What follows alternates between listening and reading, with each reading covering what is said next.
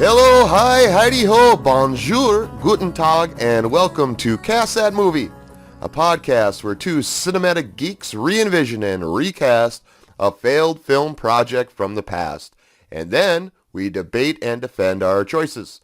As if that wasn't enough, we go one step further and dream up an original cinematic project that we want to see made.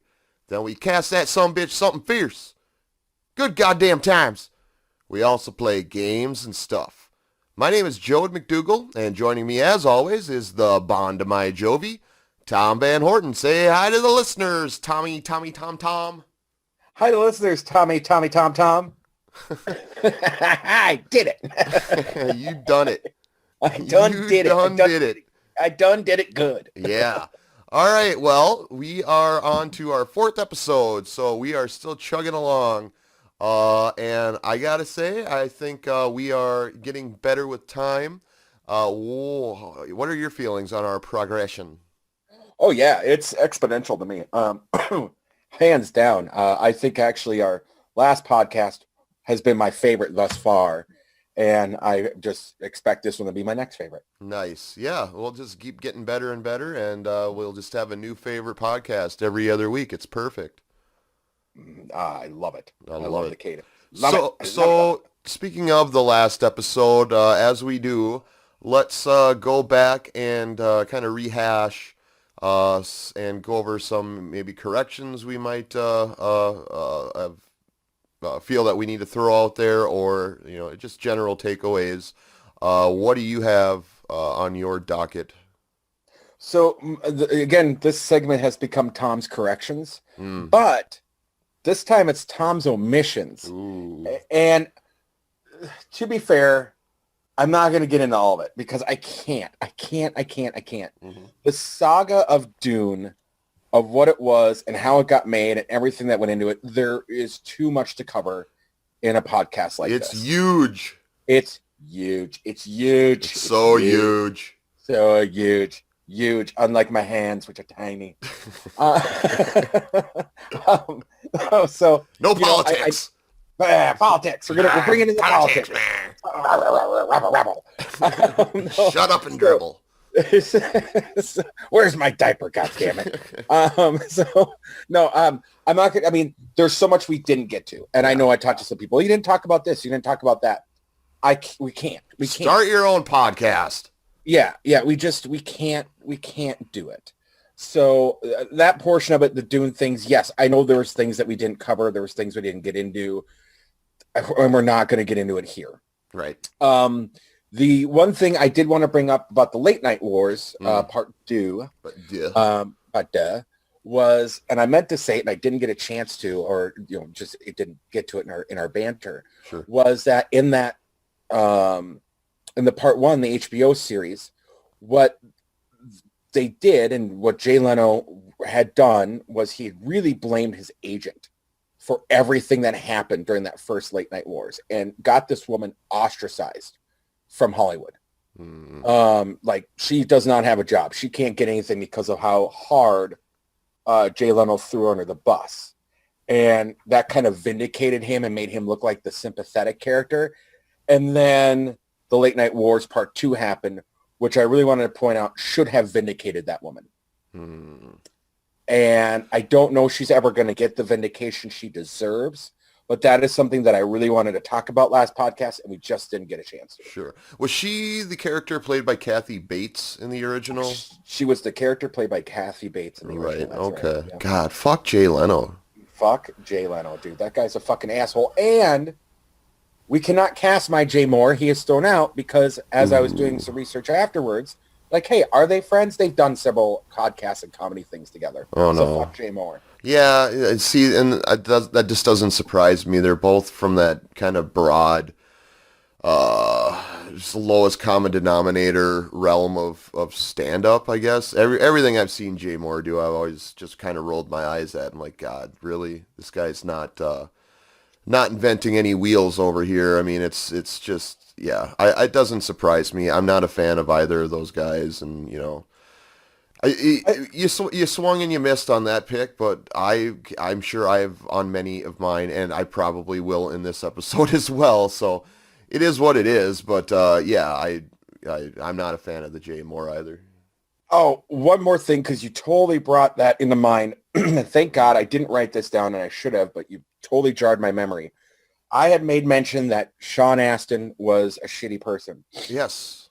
Wrong. Good. Oh, Wrong. And I had seen it because he had done some political stuff. Mm-hmm. And, of course, the people that were bitching were right-wingers. He's done a lot of humanitarian things. He's gone and done. I mean, I looked into it afterwards because I'm like, God, you know, because I always want to make sure, you know, when we do things like that. Especially when it comes to Rudy. Mm-hmm. Rudy and Mikey and my Sam and Bob. No, really, actually amazing dude. And so I do want to make that huge correction as well. Yeah, that's important. I'm glad you did that. And I'm glad that's the truth because, yeah, that really did kind of jar me a little to hear that he might not be such a nice poison. I'm happy to hear that he's, in fact, a great poison. He's a great poison. So that's awesome. The only one I can really think of on my end, and again, you tend to listen to these a lot more than me, listening to them over again. And that's not like I think I explained it to you this way. It's just I struggle to listen to my own voice. It makes me just want to cringe. I'm a little like Johnny Depp, Adam Driver, those guys. Not that I'm comparing myself talent-wise because fuck me, but I mean it's kind of the same realm where Johnny Depp infamously doesn't watch his projects, and Adam Driver has got that same kind of thing going on. I don't like read this. I listen to it once just when I'm putting it all together and editing it and whatnot.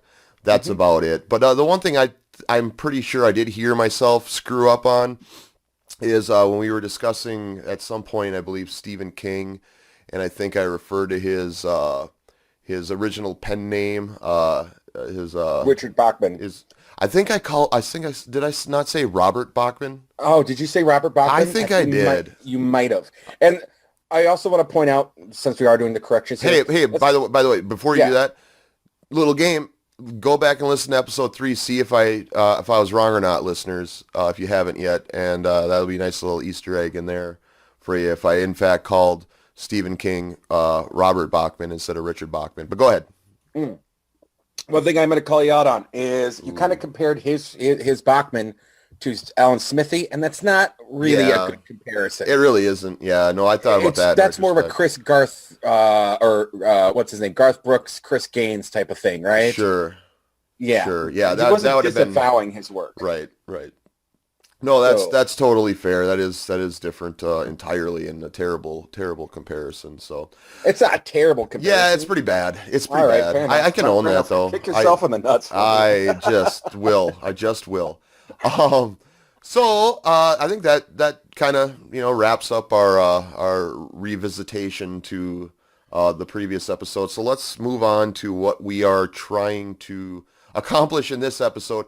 And dear God, we for anybody that's seen us trying to hype this up, we kind of swung for the fences here and put ourselves in a very vulnerable position to look like complete morons with what we chose to do with our recast.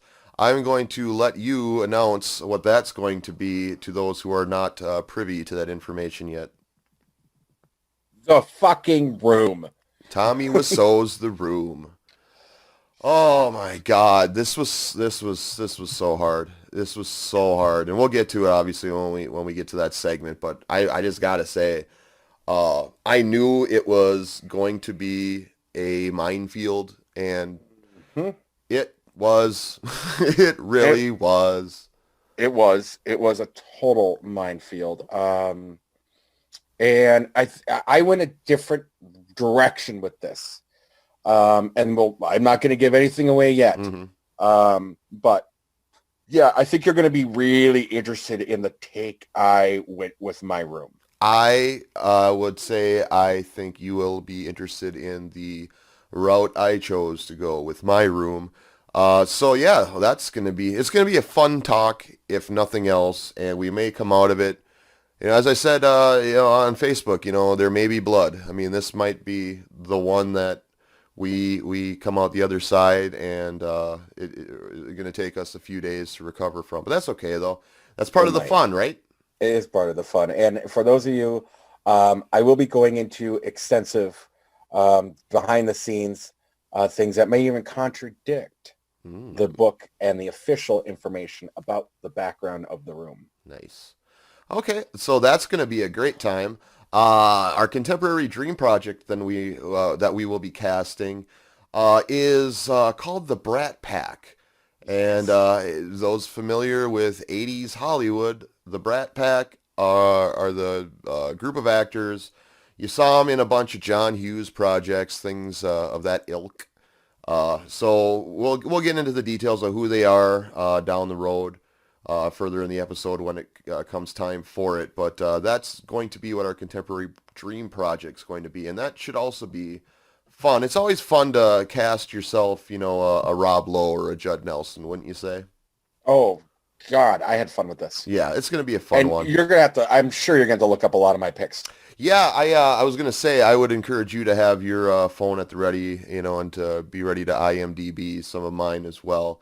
They are a little more obscure, but I think, when you're casting a bunch of 20-somethings, that's not surprising. People that are just kind of at the beginning of their careers, as these guys were when they were the Brat Pack. They were just kind of, breaking out, and they were a thing that was just starting to come together and become a thing. So I think that will do it then for our preview of what's to come. I think we should probably go to our first ad break, unless you had anything else you wanted to add, Tom. No, nothing that can't be added later. Let's do her. All right, let's go to our first ad break, and we'll come back with more show.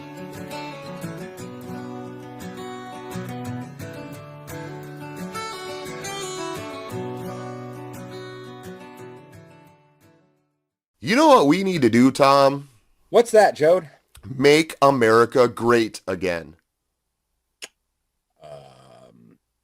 Not gonna lie, that surprises me coming from you. That's right, folks. Revetica Innovations is proud to announce their latest must-have kitchen appliance, the T5000 All-Purpose Automatic Cheese Grater. Oh, great. I get it now. Made of the most stainless of steel and accompanied by a lifetime warranty, it's the finest, most reliable hands-free cheese grater on the market.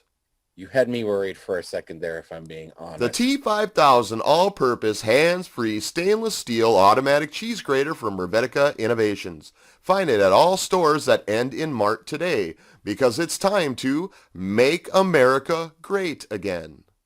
It sure is. Hashtag Trump 2020. What the fuck? That's what their copy says.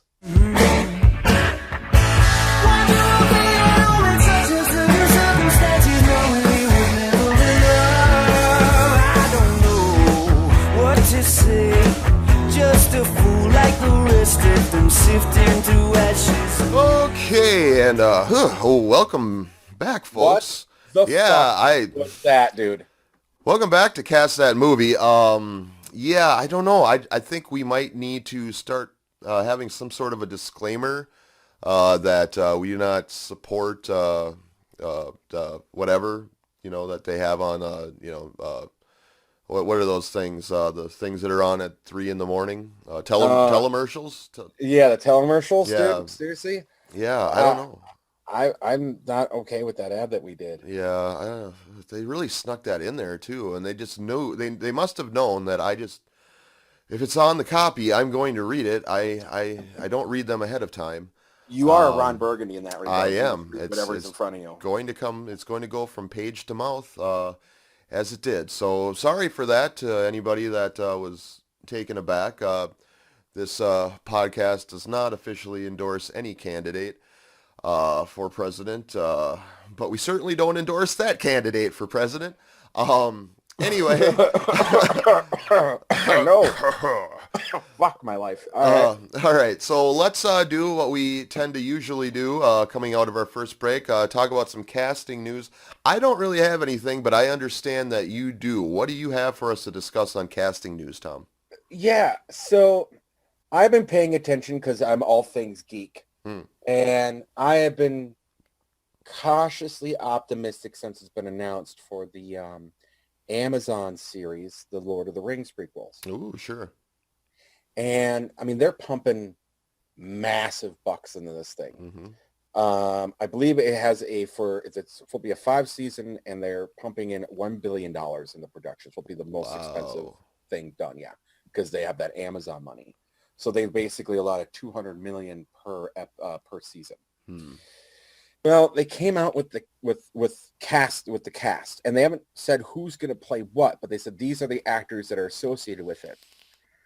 I'm going to need your help. I don't know if I'm this far out of touch, or if they just got a bunch of nobodies cheap, which concerns me. Before you give me the names and I tell you if they have come across my radar at all, just remember, I mean, Game of Thrones, aside from the Sean Bean, who some people even to this day forget about now and then, they sure do.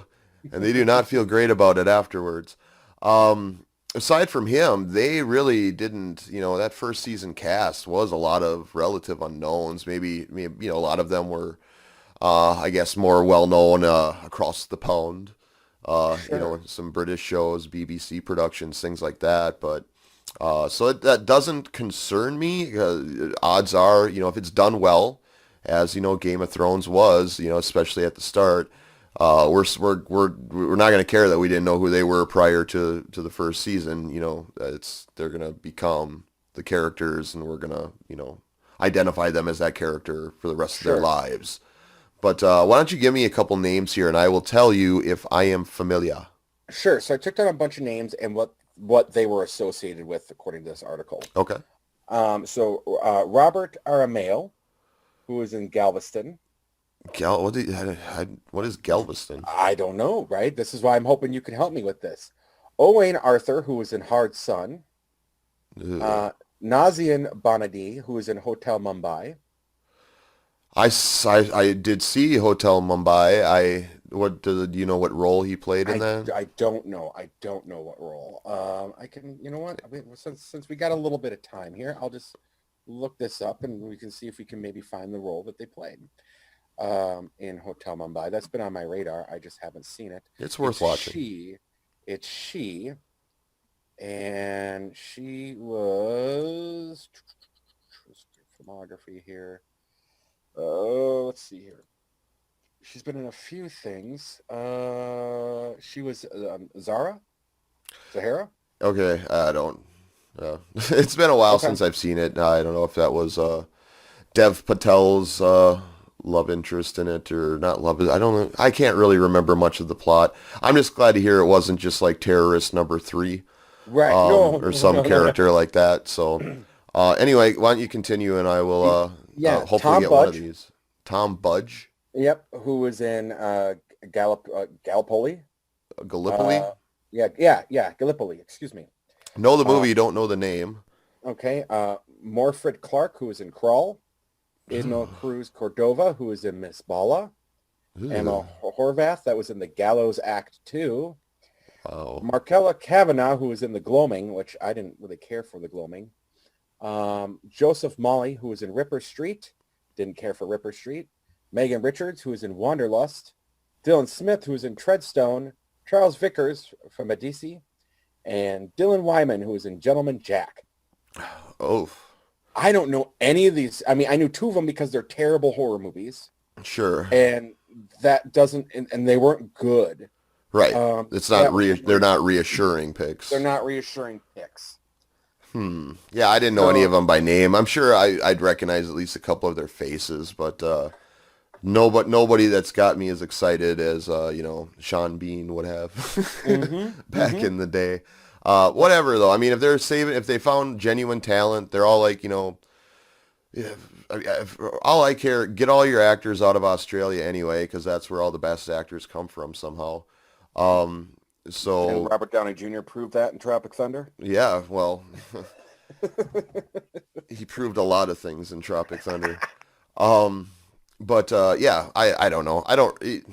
If they're putting the money towards, making it look amazing and they're finding cheap talent that just haven't found that breakout project yet, I'm fine with that. Yeah. I'm not going to prejudge it because I don't know any of the people like that. No, and I have to imagine that this is a big deal to Amazon. Like they need this to work. Right. So, but yeah, I just was curious because I was looking at these names and I'm going, am I supposed to know any of these people? Like this is a big announcement and Yeah. Okay. Well, as time goes on here and we get closer to it, I'm sure I don't know if they've set a release date, but I'm sure it's a little ways out yet, right? yeah, it's a little ways out yet. And I don't know if there is an official release date yet. Okay. Well, we will put a pin in that one and return to it at a later date. Well, like I said, I don't got nothing for casting news, and that's probably good because we should probably get this storm a rolling here because we are going to now dive into recasting Tommy Wiseau's 2003 disaster piece, The Room. Tom, I know you've been waiting for this. What it is, Tommy? Holy fuck! How do you go about even describing The Room? If first of all, if you haven't seen The Room, just see it. It's a religious experience is the best way I can describe it, especially if you don't know what you're going into. Much like me when you came to my house and watched it with me. This movie blew me away. It's the quintessential of bad acting. It is akin to Plan 9 from Outer Space. I mean, this is Ed Wood level terribleness. And boy, oh boy, it was plagued with a shit ton of problems. And the thing with it is that this is one of those passion projects. And Joad, if you ever watched a movie, to me, it's a warning sign when you see directed by, produced by, written by, and starring by the same person. Mm-hmm. That is typically a recipe for a terrible movie. Right. Right. I am hellbent. I'm sure there's one or two out there that were not terrible, but most of those ones, like as soon as I'm going through the cast, I'm like, I've seen this name 3 times. Oh fuck, this guy's starring in it. This is gonna suck. Yeah, I mean, even John Krasinski had the good sense to give his wife the starring role of A Quiet Place. So yeah, no, I hear what you're saying. And before you kind of go into some of these problems, going back to when we first watched this together, because the first time we had seen it was together. Yes. And this would have been probably about 10, 11 years ago, right? Does it sound about right? It came out in 2003. It came out in 2003, but we didn't discover it till well after. I think it was like 5 or 6, right? Didn't we discover it? No, it was later than that because Okay. how I know is that I remember how we watched it was I saw an article in Entertainment Weekly about it and how it at that point in the late aughts had started, growing this cult following, and a lot of like celebrities, like Jonah Hill, James Franco, like those types were really like hyping it as just this kind of like latter day, Rocky Horror experience, midnight movie feature type thing. And so having read that, I'm like, well, this sounds like the perfect movie for Paul and I to watch. So I rented it through Netflix back when Netflix sent you DVDs in the mail. I remember that. Yep, you came with the Netflix DVD. Yep. And I lived out of town at the time and drove up to see it with you. Right. So that's how I know it was, like 09, 10, somewhere in that ballpark. But yes, we put it in and watched it. And both of us, just from the start, were, we neither of us knew that much about it. I knew only what I'd read in this, Entertainment Weekly article, which they don't go into much depth and detail in Entertainment Weekly articles. And I think you were pretty much completely fresh to it. So we watched it. We're blown away by how terrible and awful it was.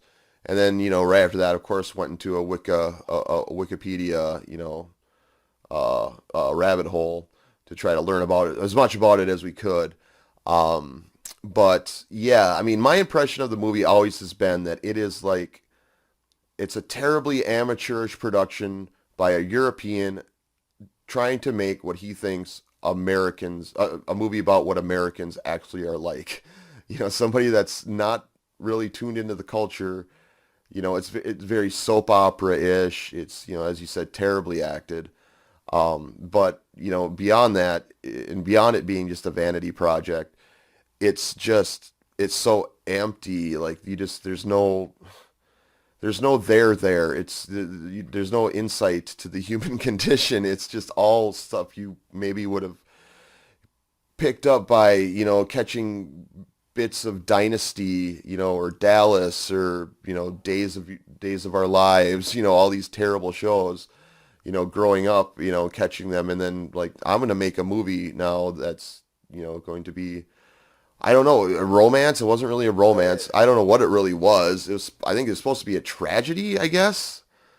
Oh boy. Yeah. Certainly wasn't meant to be a comedy, which most people now, put it in that box, but no, it was not supposed to be a comedy. Boy, I think it was The Simpsons that had the joke. I learned all my English from Police Academy movies. And it's like if someone had learned all their English from a Police Academy movie and then tried to make a drama. Is really what this movie is. And no, you nailed it. It was originally a 500-page book play. What? And because he was doing plays at the time. Well, then he was, if you watch The Disaster Artist and I've read the book goes into a lot of things that aren't in the movie, but the book is still from a very, what's the word I'm looking for? Even though Tommy Wiseau comes out of some of a prick in the book and the movie, it's still in a positive light. Mm-hmm. Okay. Yes, and I have seen the movie. We should mention the book was written by Greg Sinestro. Yes, who played Mark in the movie. Who plays Mark. And he was living with Tommy Wiseau. And what flipped this from a play to a movie was that they were both struggling actors. And Greg got the part for Retro Puppet Master and was terrible in it. It's a really tough watch, and I love shitty horror films. But this put Tommy Wiseau into basically a jealous rage that Greg went and did this movie and didn't tell him, and it created just this weird dynamic between the two, and then he went around trying to get this movie done. Well, and you learn in the movie, apparently Tommy Wiseau has an unlimited pocketbook, and to get this done. Well, in an interview with Entertainment Weekly, he said that he made his money by importing leather jackets from Korea. So he was taking designer leather or importing knockoff leather jackets and selling them as the designer ones. And he made a boatload of money that way. And then Greg Sinestro said that he had gotten into real estate. And so he'd taken this money that he was making from importing jackets from Korea into real estate in Los Angeles and San Francisco. And we talked a little bit about this in our Twin Peaks podcast, that once you get into real estate in San Francisco, you're set. You are set. You sell one house in San Francisco, you have made bank. Mm-hmm. And that's all you really need to do. Well, he spent $6 million of the budget for production and marketing. And the film was relatively expensive for what, and when you look at it, it's not an expensive movie. No. But Wiseau had these sets built for sequences. Instead of filming on location, he purchased unnecessary equipment. And what I mean by unnecessary equipment, he bought the Burns and Sawyer's film lot. He went and bought this, quote, complete beginning director's package, which included 2 film and HD cameras. And he was confused at the difference. So he made this custom apparatus to film in both 35 millimeter and high def at the same time, and went, we'll figure it out when it's done. All right. As you do. And the scenes had to be filmed multiple times using different sets because Wiseau himself would forget his line and his places on camera. And they go into this a little bit in the movie, but it's hard to show that this was adding days to the shoot. Like, they do these montage sequences, but this was actually taking days into the shoot. Mm-hmm. They lost a shit ton of actors on this. There's a minor character who played Steven, who was the psychiatrist, or who was the friend of Johnny and Lisa. Cheap. Yes. He bailed after he just couldn't take it anymore. He said, fuck this, I'm out. Well, there's some disputes about some of the things that happened behind the scenes. The actress that played Lisa, who eventually was Juliette Danielle, she was the fourth pick. They don't go into that. And she was the understudy of the understudy of the understudy. And she showed up fresh off the bus from Texas. And day one, when Wiseau got her in the set, did the love scene, did the infamous love scene, which explains why it is so fucking off. Oh yeah. Now it's very uncomfortable to watch. Very uncomfortable. Now, Greg, being Mark's friend, has disputed this, but other members on the set have said, no, that's really what fucking happened. So this is like, there's just so much. And the character that in the Disaster Artist, and I forget which part of filming he was, but the character that Seth Rogen played was so offended by the book and the movie and going, this is not what fucking happened, that he's making his own. And a lot of the actors and set people are coming forward and saying, this is what it was really like.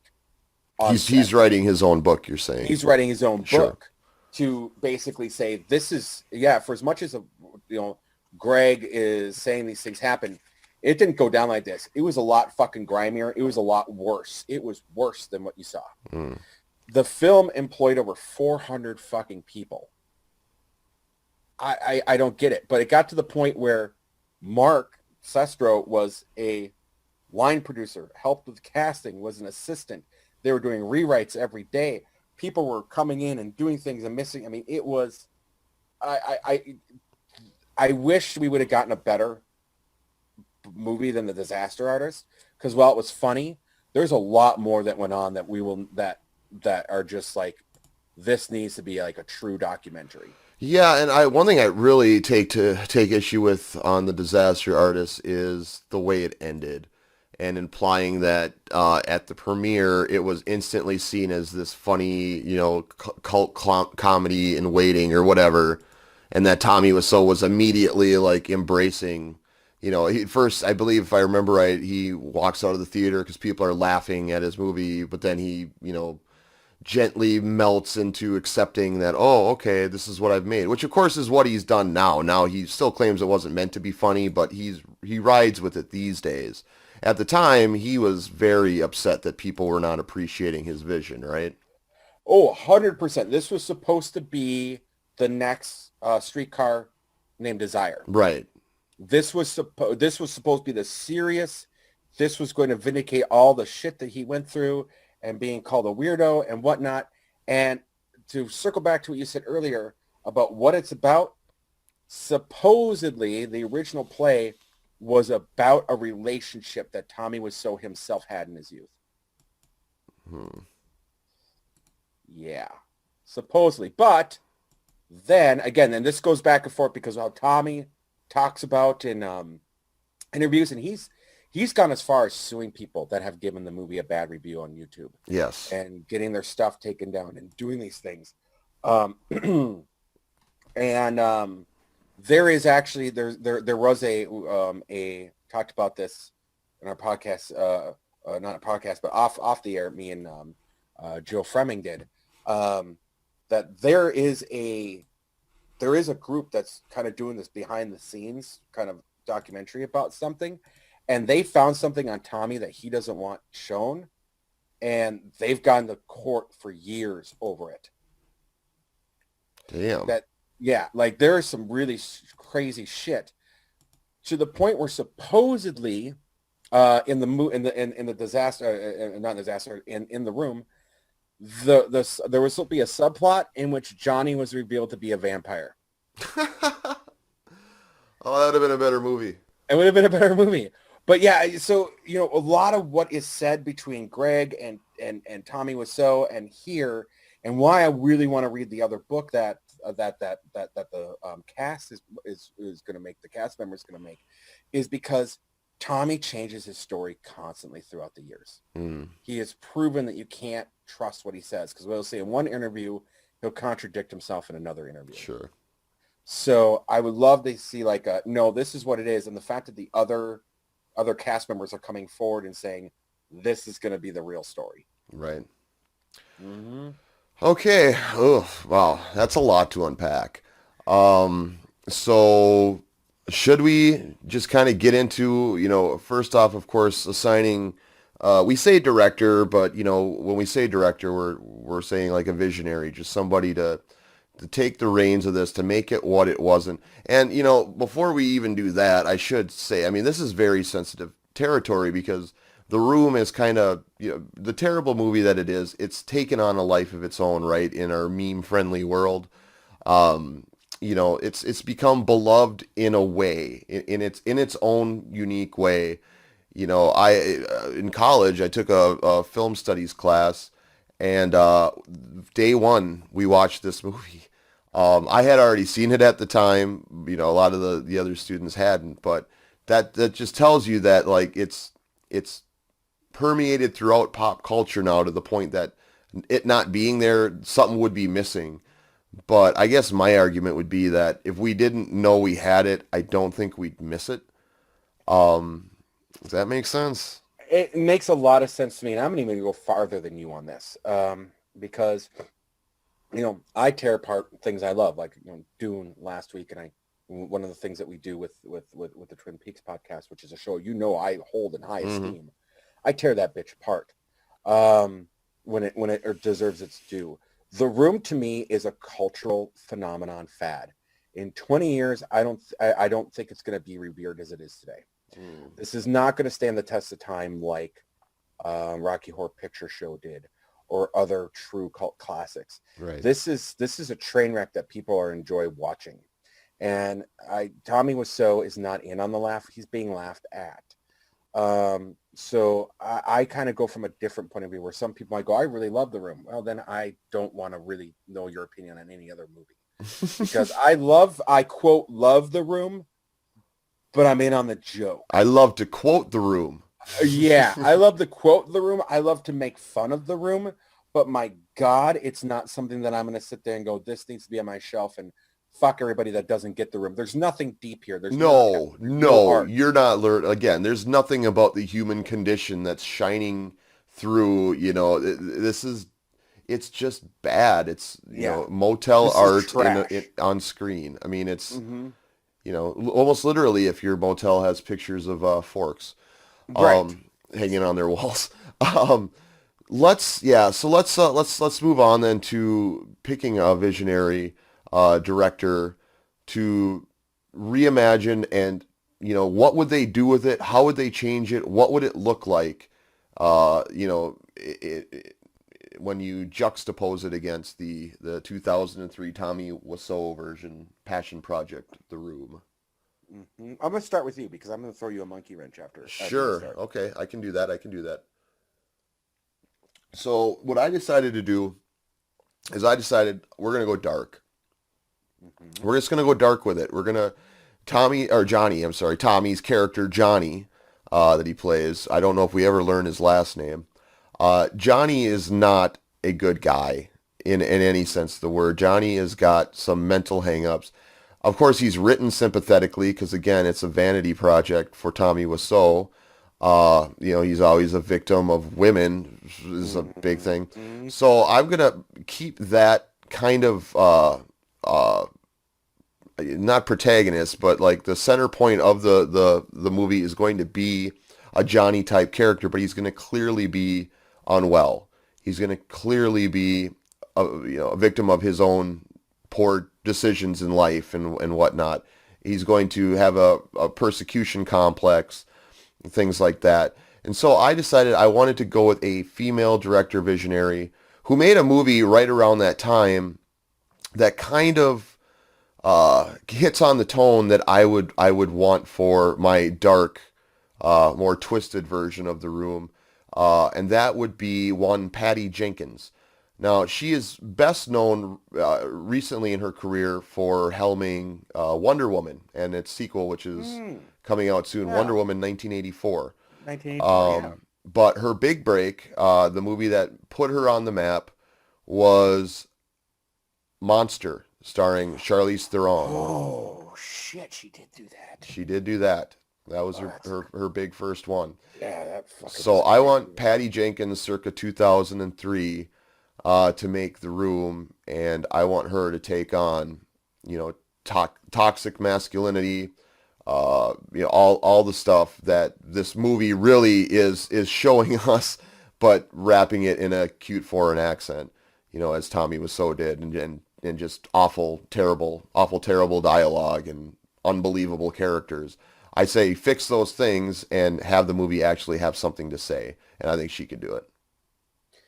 Okay. Well, I'm gonna give you a choice, buddy. Okay.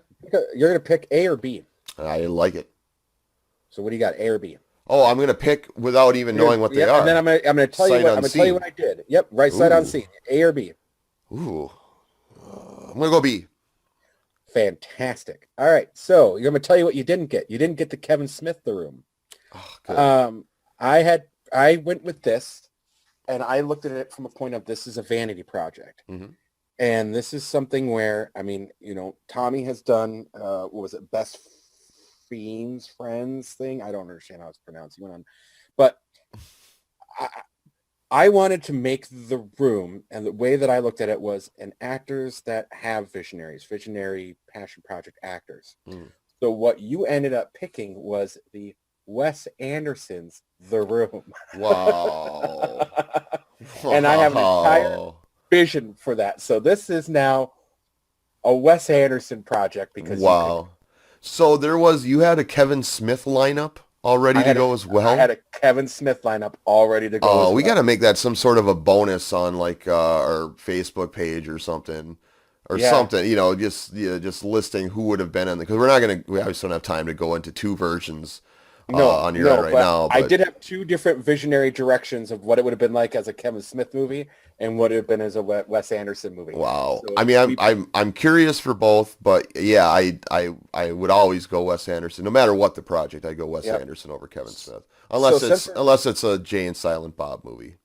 Yeah, and I will say that Jason Mewes was going to be my Denny. But since the Wes Anderson project, this is very much now in line with the Royal Tenenbaums. Sure. This is about the time when Royal Tenenbaums came out. So this would have been something along the lines of, this is a dysfunctional family, but what Wes Anderson did with Royal Tenenbaums with a high-class rich family, he did now with this apartment dwelling, ridiculous setup. I got a tease here.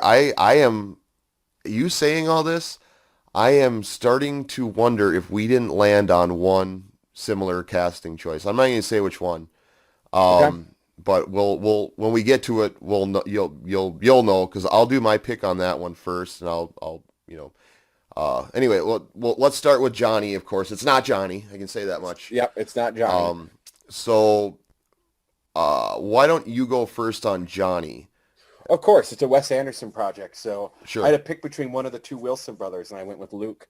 Okay. Luke Wilson is going to be the woman-hating, depressed banker that is just his life spiraling out of control.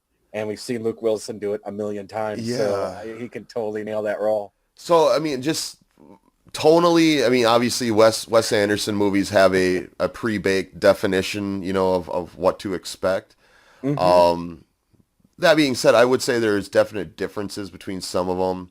I'd say Bottle Rocket is different than very different. Bottle Rocket Tenenbaums, was a movie too. Yep. Right. Would it be more like in the kind of a little bit rougher around the edges, kind of Wes Anderson, like Bottle Rocket, or would it be this is clean Steve and Zissou. polished? This is Steve Zissou? Yeah, Nice. This is Steve Zissou. The framing, the fact that you had all the spoons and the forks on the wall, the fact that you had the whole scene with the dogs and everything like that. This is total Wes Anderson, just his with those colors and the framing and everything. Oh yeah. Yep. Nice. I'm intrigued. Okay, well, let's go to my pick. We'll be debating our picks later for those not familiar with our format. So we're going to revisit these. We're not just going to give them and then go on. We'll come back to them. But for my darker, monster adjacent Patty Jenkins led The Room, I went with an actor that can really do it all because I want like a hint of, the offbeat.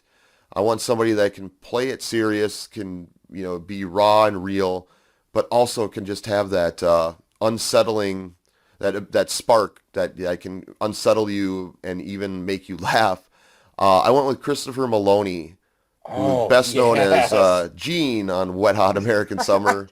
It's so funny. I have to bring it. I've been on a kick. I've been watching that all last weekend. I was watching First Day of Camp and 10 Years Later. Nice. I love those. Love him. Love him. Yeah, he's amazing. And I think he's an actor enough that he would, even when he plays silly, and he gets silly at times in this telling as well. I mean, you can't tell any sort of iteration of the room that you try to put together can't be told with a completely straight face.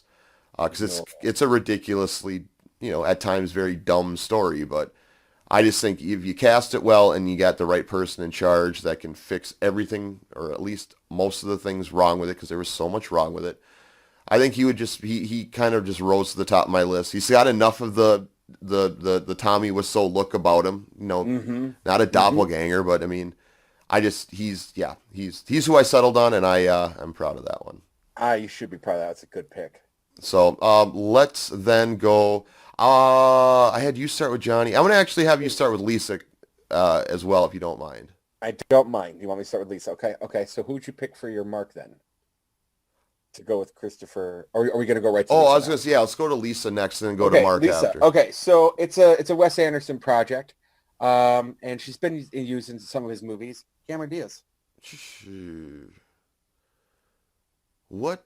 Oh, you lost me now. What Wes Anderson movies has Cameron Diaz been in? Oh, man. I can think Gwyneth Paltrow. Yeah. Diaz. Let's see here. Wes Anderson. She was in, which one was it? She was in Moonrise Kingdom, dude. Cameron Diaz, no. I don't. No. Well, okay. Did I pick the wrong? Did I pick the wrong person? Look at me. How bad am I? Oh. How bad am I? Oh my God. Yes, you're right. I picked the wrong fucking person. Who are we trying to pick? We were trying to pick Gwyneth Paltrow. What the fuck? This, wow. 601, half a dozen of the other. Yeah, you did Sean Bean, and I totally. How did I get those two? No, it's not 60. What was I thinking, bro?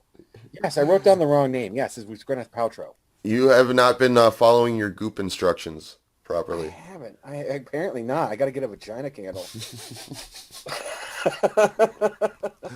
Wow, I can't believe I made that mistake. I am angry with myself. There is blood. Yeah, there's blood. There's blood. There's blood already.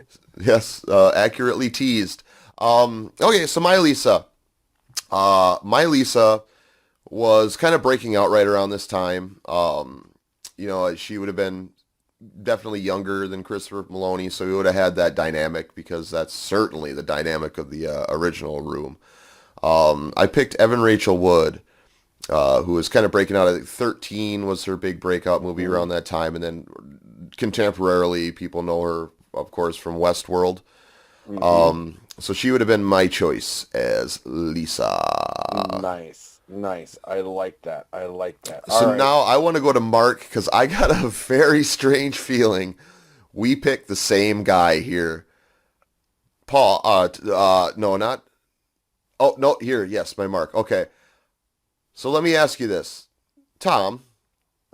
Did you pick Owen Wilson? I did pick Owen Wilson. As did I, friend. As did I. Yeah. Oh, he's everything that Greg, whatever his name is, just isn't. It's similar. It's a similar acting style, similar accent and delivery and cadence to everything, but just done professional. It's amateur versus professional. It's Little League versus Major League Baseball. Wow. Wow. Yeah, absolutely. No, we picked the same mark. So that's 3 podcasts and 4 of them that we've picked someone. Yeah. But yeah, absolutely. No, Owen Wilson was absolutely going to be opposite of Luke Wilson. And that's crazy, because we both have very different directions we're going with our Room. Right. But it just says something that when you see Greg, you think Owen Wilson. And yep, he is Mark. All right, well, that was fun, but let's move on now to Denny. It's just to me, maybe the most confusing character in the room is this kid, I guess. I don't know. I don't know. Like, does he live in his own apartment? Or he lives in his own apartment, and yet he's kind of adopted by them, and yet wants to have a threesome with them, and yet is going to school and dealing with a drug dealer. Denny's the weirdest fucking character ever written, dude. So I'll go first here. I took somebody who was around that time was he was also kind of just breaking out, coming into his own. Learned later on in life that he can play out there characters very well. I picked Shia LaBeouf.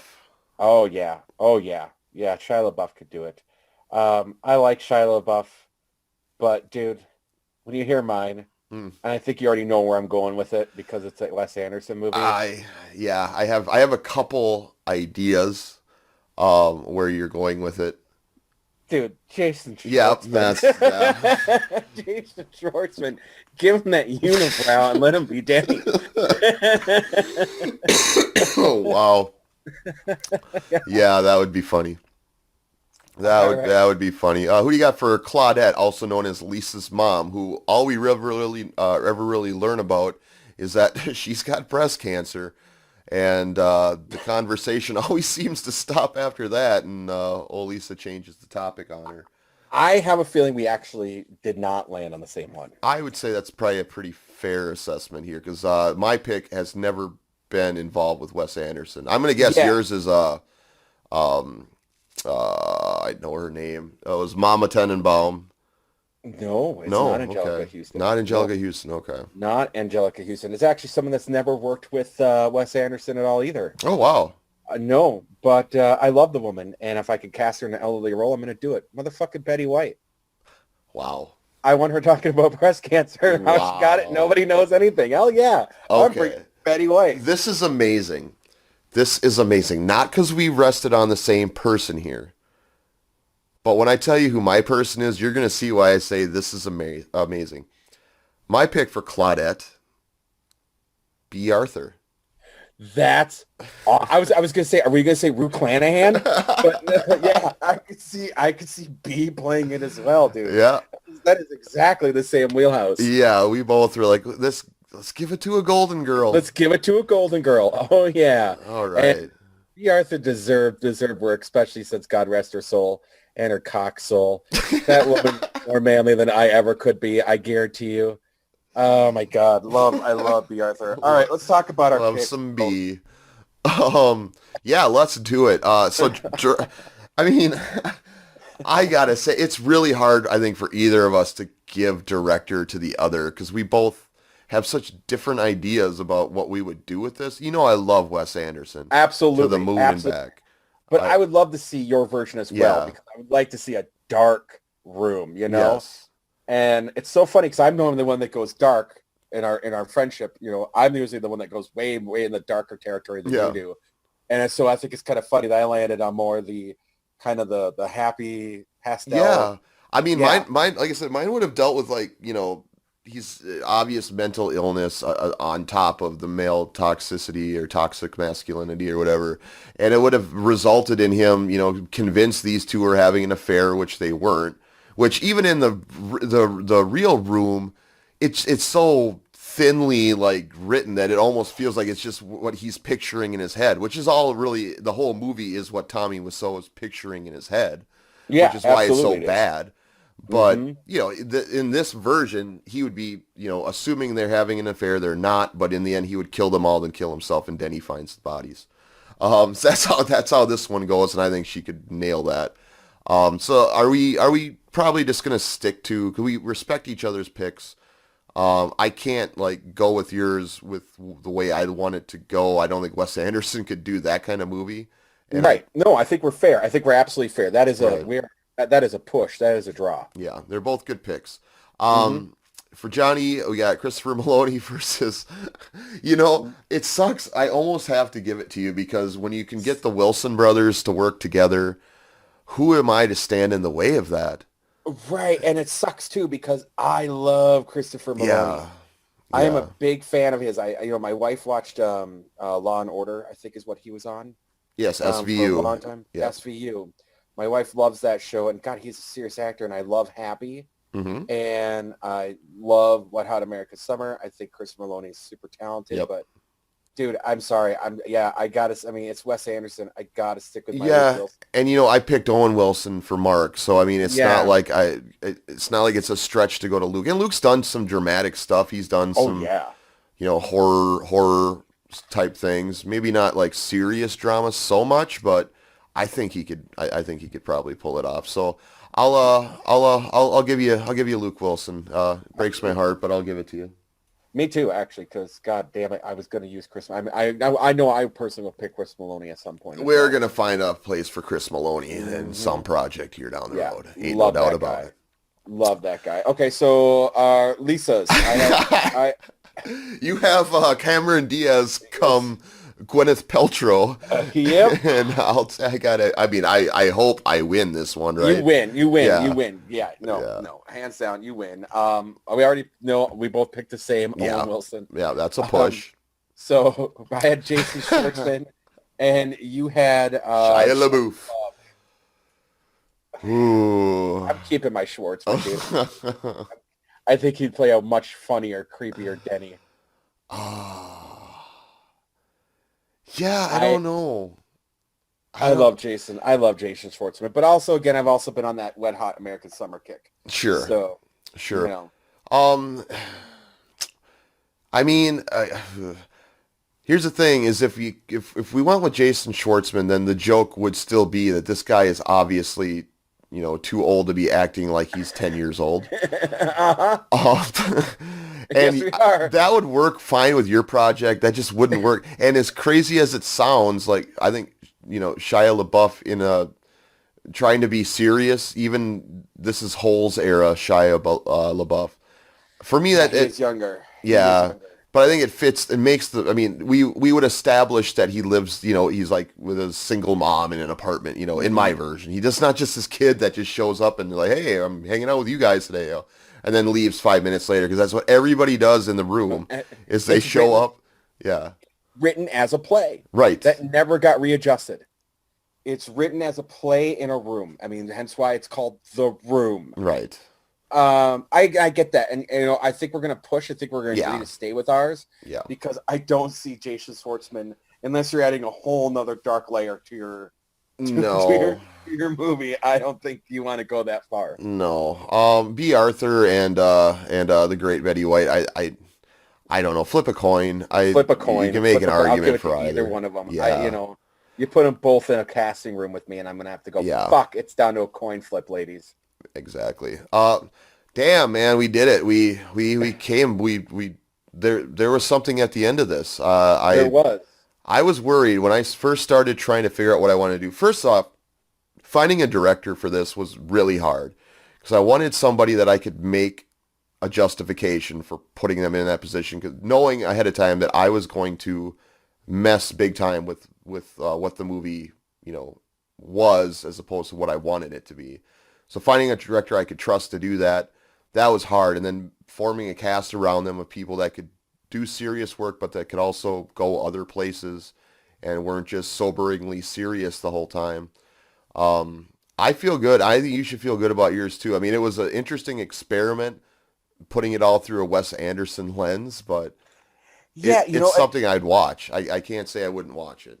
Yeah, and the thing with it was that again I had the two, and actually I had a third, but I didn't actually write it out. And the reason why is because I was like, you know what, this is a film that if we're going to tackle The Room, has to be done by a director writer that has their clan.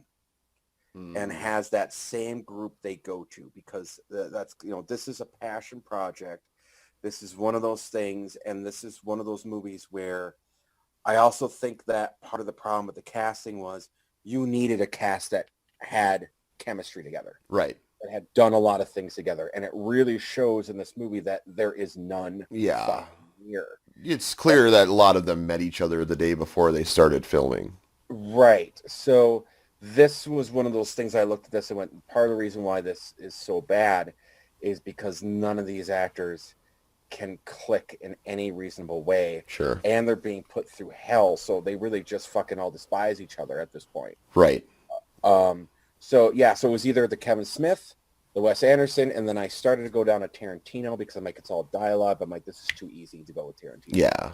Right. Yeah. He would never do something like this. No. It's not sprawling enough, you know. It's not. Although he kind of did with Hateful Eight down the road. And I guess Reservoir Dogs was a big part of that was just one location as well. Almost all of it actually was one location. Mm-hmm. Yeah, I guess, but I don't know. No, so I didn't make that one. So not enough violence. Not enough fun. So I rather than doing like an addendum or a thing with the podcast, I'll just run through real quick. Sure. You can just react to what I had as Kevin Smith. Okay. So for Johnny, I had Dante, Brian O'Halloran. Okay. There's going to be another This Is a Bad Dante Day. Yeah. I had Randall as Mark. Jeff Anderson as Mark. I had Joy Lauren Adams as Lisa. I had Jay himself, Jason Mewes as Denny. And I still had Betty White as Lisa's mom. Betty White transcends them all. And I was like, put Betty White in a Kevin Smith movie. He'll get something out of her. Oh, I like your Wes Anderson much better. Yeah. I don't know. Kevin Smith movies just can't get out of the way of being a Kevin Smith movie, and I don't know. I don't feel we'd have. With Wes Anderson, there's always something there. With Kevin Smith, it's hit or miss for me. It's a lot of just retread, and I don't know. I made the right pick. B was the right choice. B was the right choice. And it was your strongest choice. One second. I lost you. Technical difficulties. Can you hear me now? I can hear you fine. Can you hear me? Yeah, I can hear you. Sorry, that's on me, guys. That's my fault. We never thought it would have taken 4 episodes to do a technical error. That's what happens when you do it live. When you do it live, fuck it. You do it live. But as I was saying though, I would have not conceded any of my picks to any of your Kevin Smith picks. So at least by picking your Wes Anderson people, you got Johnny, which was the only one that I gave you, and the only one you gave me was Lisa, and all the rest of them were pushes. So I would never have given something to Dante over Christopher Maloney. I don't care who the director is. No. I would have been like, dude, Kevin Smith could work with Maloney. Fucking A. So I would have given it to you. All right. Well, that was fun. That was a lot of fun. Yeah, a little shell-shocked after all that, but we made it through. So we're going to go to another ad break real quick, and then we're going to come back and do more things. Oh, we got games, and I got no pants on. All right, we'll be back in a minute.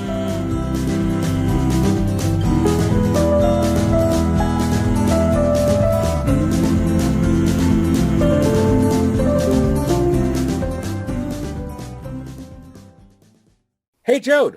Hey, it's for horses, Tom. Not anymore, Joad. Not anymore. Why, whatever could you mean, good sir? The creators of Light as a Feather Bed, the only mattress made of 100% feathers on the market, have a new product. Would you like to hear about it?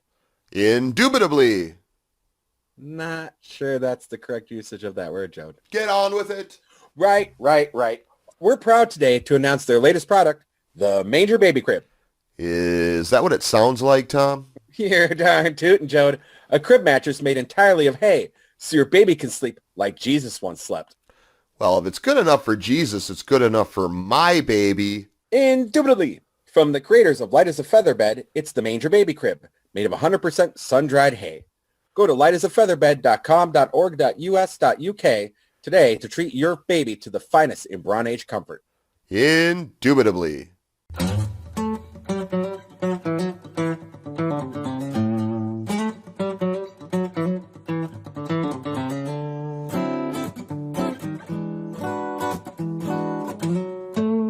Alrighty then, welcome back to Cast That Movie. It's time to play our favorite episodic game. Is this Where Are They Now?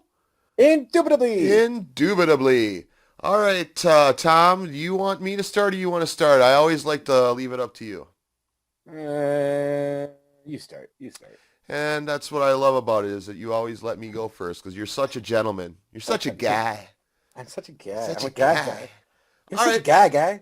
I found actually a really good one, and I struggled for a bit. I really did. I was worried because I know your knowledge of pop culture history runs deep, and it's hard to find people that you wouldn't know the answer to whether or not I am trying to pull a fast one on you, or if I'm telling you the straight God's honest.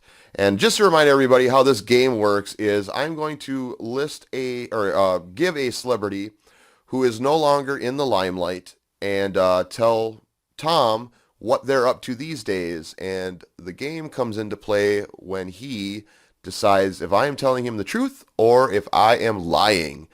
And I guess let's just dive right into it here. So the person that I chose is one Andrew Shue, brother of Elizabeth Shue. Okay. Go on. So Andrew Shue, just to give you some background, the name may not ring a bell. He does started not. he started out with uncredited background roles in The Karate Kid, Vision Quest, Adventures in Babysitting, and Cocktail. But he is best shit. known for being plucked from relative obscurity by Aaron Spelling and cast as the role of Billy Campbell on Melrose Place. Yes, he was. That's her brother. I didn't know if there was a relation Face with to a the name, shooter. huh? Face to a Yes. name. Yeah, okay. Yes. Okay. All right, so I got you there. So I'm going to start here. Before I get into what he's up to these days, I got to give a little background because that's kind of Okay. necessary here because neither of us, I can assume, knew much about Andrew Shue No, before no. this I'll tell very you this moment. right now. I know shit about Andrew Shue. You know shit about Shue. I know shit about Shue. All right, so after graduating from Dartmouth in 1989, Andrew Shue moved to Zimbabwe, where he simultaneously taught high school math at Founders High School and played for the Bulawayo Highlanders. At this time, he was the only white player in the Zimbabwe Premier League. The Highlanders went on to win the championship the year Shue played with them. He attempted then to parlay his success abroad into a career as a minor league soccer player stateside. While doing so, he continued to try to find acting gigs, and in 1992 he landed his breakthrough role on Melrose Place. Now, he ended up playing only one soccer match on the professional level as a member of the LA Galaxy, and this happened while he was also a part of the cast of Melrose Place. Before a major injury led him to hang up his cleats, or tennis shoes, or whatever the fuck soccer players wear. Cleats, Joad. Is it cleats? I thought so. It's cleats. Okay. So upon leaving Melrose Place 7 seasons later, in 1999, Shue decided his passion for acting was just no longer there, and he jumped on the opportunity to buy his former team in Zimbabwe. And he moved there to not only serve as the owner, but as the head coach as well. In his tenure as head coach, Andrew Shue led the Highlanders to championship titles 8 out of 9 years before turning over the reins to one of his former players. He still owned the team, but decided to devote his attention to his latest career move when in 2012, he accepted the position of the under headmaster at, you guessed it, Founders High School, where he had taught math decades earlier. In 2015, he was promoted to headmaster and remains there to this day. In 2017, he became only the third white man to be inducted into the Zimbabwe Premier League Circle of Honor. Tom, true or false?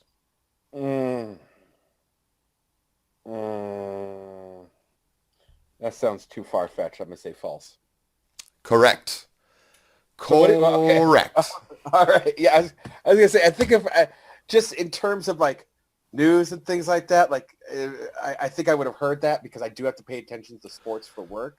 I think that's the only reason Sure. why you didn't catch me. All right. Well, so here, what so is he doing? Here's the deal, though. Everything up until him ending his tenure at Melrose Place is legit. He did play in Zimbabwe. Oh, no shit. I didn't even believe that part. Okay. Yeah, all right. no, for the Bulawayo Highlanders. And he did teach high school math at Founders High School in Zimbabwe. All of that. And he was the only white player in the league during that season when they won the championship. That all happened. Holy shit. That all Okay. happened. All right. Wow. See, what I was relying on is that it would be assumed that everything that I say up until we start talking about where they are now would be assumed to be legit. Uh, Sure. Sure. so that's where I went wrong. But no, what he's doing now, the truth is, Mm-hmm. he did quit acting for the most part. He's the last project I think was 2007, and that was like his first one in a decade, and it was just kind of a personal project that he worked on. And a buddy actually started the social networking website Cafe Mom. What? What? For real. What is Cafe Mom, and why is this guy running it? Well, I honestly, I was relying on you having heard of it, so you're a little more adept to modern social networking trends. But my wife had heard of it, and has 150 million unique users a month. So it's a thing that where moms gather. Again, it's like a social networking site for moms. He just had an idea, and so did his dude bro buddy, and they are the minds. Yeah, they started up Cafe Mom, and that's how he's doing very well for himself. Is Andrew Shue. I just looked it up. I just looked up Cafe Mom. Dude, it's like an Instagram for moms. I Yeah. apologize, Joe. We've known each other for years. I've never pushed a baby out of my vagina. Yeah, it's true. You have not pushed a baby out of your vagina. Yeah. So I'm part of me, and I toggled with this. Part of me considered giving you the real story and anticipating you'd call bullshit on it. I just was more worried you had known, because again, you're more plugged in when it comes to all things, social, modern technology and whatnot. I thought there was a better chance you might know that that's true. So I took the chance that my out there story might be so crazy it might be true. So bad breaks for this guy. I will say you could have done the true one, and I would have thought it was bullshit as well. Yes. So, all right. Wow. Fucking Elizabeth Shue's brother runs Cafe Mom. All right. Yeah. Now you go. All right. I also wanted to avoid doing, and you get a good one. I wanted to pick, I debated between two, and I may pull the other one out later. So I'm not going to say what that was. But I decided to go with a lady called Fiona Johnson. Are you familiar with this name? Am not. I am not. Are you familiar with the movie The Matrix? I am. She's the woman in red.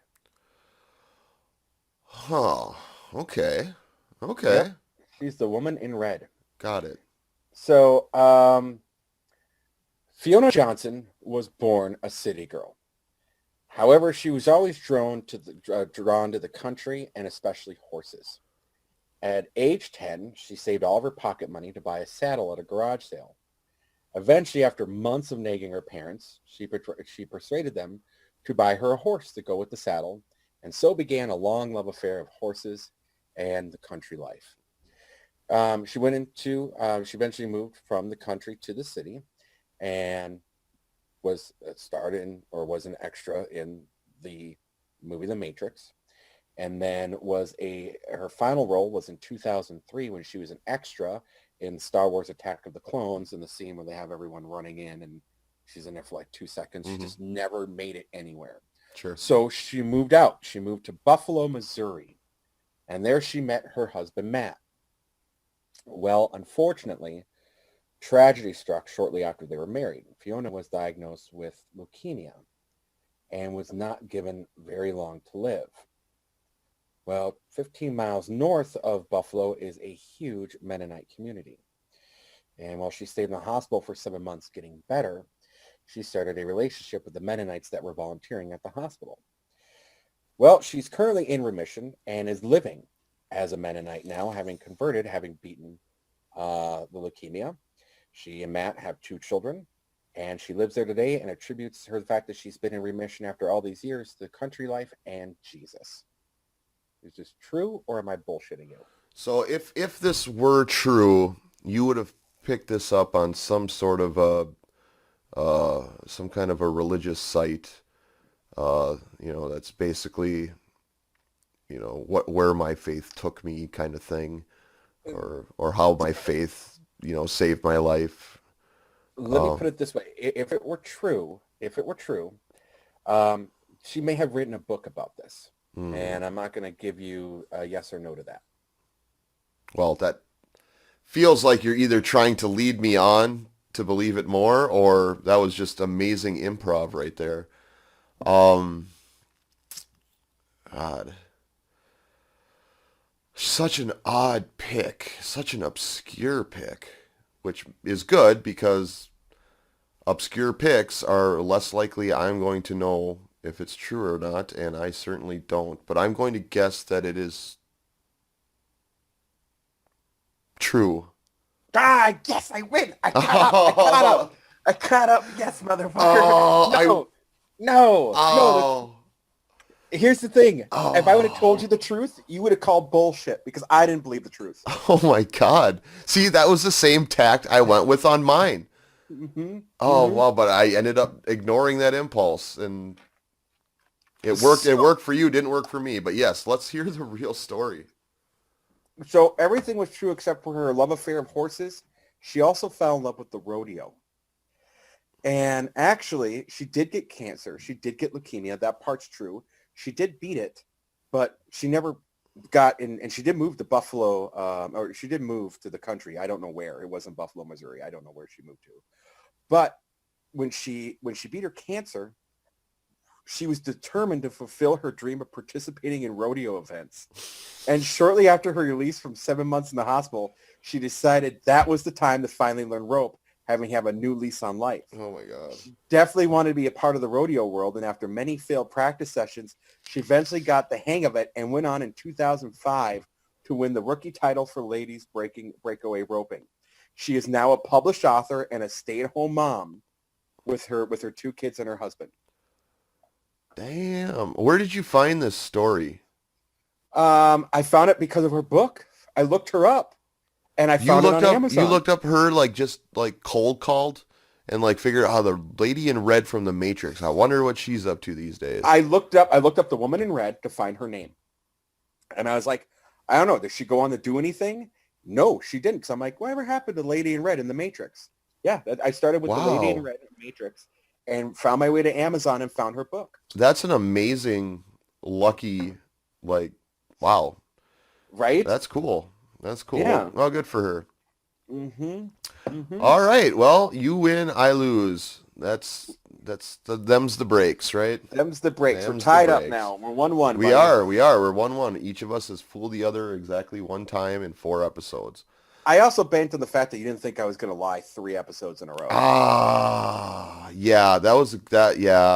Yeah. Because you put so much effort into your other lies, and this one had so much effort behind it. But you know what's crazy is that, like you said, I mean, the true story is less believable. Well, I would say equally as unbelievable as the fake story. Right. So it was well played, saw. Well played, saw. I guess so. Yeah, saw. All right, let's move on to our original dream project that we're going to be casting this episode. Yes. We are doing the Brat Pack. Tom, why don't you let our listeners in on the background of the Brat Pack? So the Brat Pack has an interesting story in Hollywood lore. It was a nickname that was given to young actors that frequently appeared together, but that's misleading. In coming-of-age films in the 1980s, the first one was they originally got their name from a New York magazine article. It was basically to find the cast of 2 specific movies, The Breakfast Club and St. Elmo's Fire. Mm-hmm. Although other actors were sometimes included erroneously or got adopted into it, the core was considered 1, Emilio Estevez, 1, Anthony Michael Hall, 1, Rob Lowe, 1, Andrew McCarthy, 1, Demi Moore, 1, Judd Nelson, 2, Molly Ringwald, and Ali Sheedy in a pear tree. So it was a play on the Rat Pack, which was a name of the 1950s and 60s. Mm-hmm. Which was the group of people that did that. Now, that would be like Sinatra, Sammy Davis Jr., right? That group. Yes, all that group. The crooners. They were the crooners. They were the crooners. Now, here's the thing. Whereas the Brat Pack are the swooners. Now, there were a ton of people that were the initial article covered the much larger group, and there were other actors that were mentioned, including Tom Cruise, C. Thomas Howell, Matt Dillon, Patrick Swayze, Ralph Macchio. However, it was always considered that Emilio Estevez of all of them was the ringleader. James Spader was called in as sometimes as a Brat Packer. Robert Downey Jr. was, because he worked with Anthony Michael Hall. Other actors that were included: Kevin Bacon, Matthew Broderick, John Quire, John and Joan Cusack, Timothy Hutton, Mike Schofling, who we talked about, Mary Stuart Masterson, Andy McDowell, Jennifer Grey, Sean Penn, Kiefer Sutherland, Leah Thompson. The list goes on. Just basically white 20-something actors in the 80s. Yeah. I brought this up to you, and we talked a little bit about it. I gave it away because I was asking, who are we casting? Because there's a lot of people that were connected with. Yeah, and we can't do them all. We can't. We settled on 6, right? We settled on 6. We settled on 6, and interestingly enough, one of the people that was considered the core group, Andrew McCarthy, actually was opposed to that and said he never considered himself with that group, and never associated with those guys. And actually, Melissa Gilbert, of all people, felt that she needed to be in the Brat Pack, but she never was. From Little House on the Prairie? Yeah, and all those Lifetime movies, Melissa Gilbert. What? Yeah. Because she dated and was engaged to both Estevez and Rob Lowe at one point. Oh. And weirdly enough, Harry Dean Stanton was considered their mentor because he did a lot of movies with a lot of them. Wow. But in truth, now in my research in this, the truth is that core group did not do a lot of movies together. Right. That they did. I mean, yes, essentially you had the Breakfast Club with like 1 or 2 people from Same Almost Fire. Outside of that, those guys didn't really work together a whole lot. Well, Breakfast Club had 5. They were all members. They were all members 5 of the of them. Brat Pack. Yeah. So yeah, interestingly enough, they a lot of, when you look outside of those 2 movies, there was not a lot of crossover work between those core groups. But people, young actors at the same age that were in other movies with them, like The Outsiders, like Pretty in Pink, like About Last Night, and Oxford Blues, they were considered members of that Brat Pack. Okay. Well, that gives us a good background. And why would it make a good movie? Exactly. Well, they're interesting personalities. You know, the genres that they kind of pioneered at the time are still super influential today. And there was some scandal.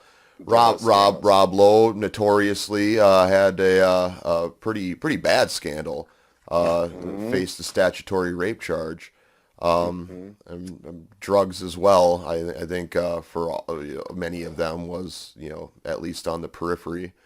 Many of them, and there was a lot of blow-ups because these were actors that were still fairly young. Yes. And they were in the thrones of all this money and all this partying, and they did hang out a lot. That core group did, and you'll remember at the time the Viper Pit was famous. Yes. And that was a place where Johnny Depp band used to play. That's the place where River Phoenix OD'd. Right. And that was the spot where all these people hung out, and there was so many stories about that. Right. Yeah. You can almost call the movie The Viper Pit and just have the Brat Pack as just your main cast members. As your main cast, exactly. So there's the story of the Brat Pack. So let's unpack this bitch. Yes, let's do that. Before we do, I'm just gonna let everybody know ahead of time the people we are casting, so they're not on their edge of their seat, and then we don't get to Andrew McCarthy. Yeah. No, I don't think anybody's favorite is Andrew McCarthy. That's why I used him as an example. I loved him in Mannequin. Fuck your face. We are not casting Andrew McCarthy. I want to lead with that. We're not casting Andrew McCarthy. So ones we're doing Emilio, of course. We're doing Molly Ringwald, Rob Lowe, Demi Moore, Anthony Michael Hall, and Judd Nelson. Yes. Who was a late addition, actually. We were just going to do the 5 prior, and then I just reached out to him like, God, fuck it. Should we do Judd Nelson? It's Judd Nelson. It's Judd Nelson. I love Judd Nelson. So let's start with our directors. I went first on the last segment in what I wanted for the direction for my film. Let's let you do that first this time.